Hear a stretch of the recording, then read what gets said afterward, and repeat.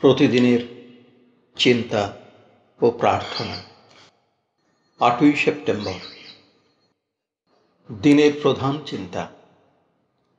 ইষ্টের প্রতি নিঃস্বার্থ ভক্তি মানুষের ধর্মজীবনের এক প্রধান অঙ্গ।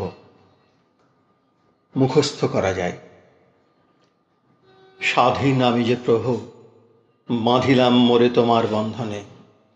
স্বাধীন যে আমি, বন্দী রহিলাম তোমারই প্রেম ডোরে। দিয়াছ গো মোরে তুমি তোমার অযাচিত অসীম ভালোবাসা। করি আমি তব পদে প্রভু মোর প্রেম অর্ঘ্যদান হয়ে অযাচিত। উপদেশ। যথার্থ শিষ্য হইতে চেষ্টা করো।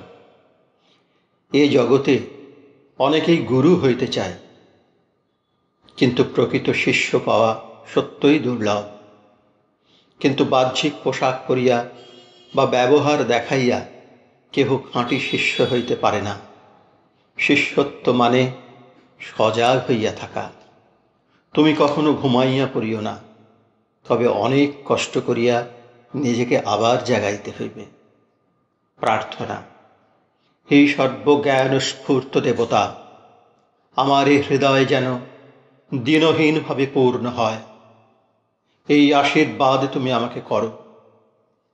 আজ আমার সম্মুখে যে সকল পরীক্ষা উপস্থিত, আমি যেন তাহার মর্ম বুঝিয়া আনন্দের সঙ্গে যাহা শিখিবার তাহা শিখিতে পারি। তুমি আমাকে ইষ্ট নিষ্ঠায় অটল ও নির্ভীক করো। আমি যেন কখনো সে নিষ্ঠা পালনে অক্ষম না হই। আমার এই জীবন যেন তোমার অনন্ত জীবনের সঙ্গে নিবিড়ভাবে সংযুক্ত হইয়া থাকে, এবং আমি যেন তোমার সেবায় নিজেকে সম্পূর্ণভাবে ভুলিয়া যাই।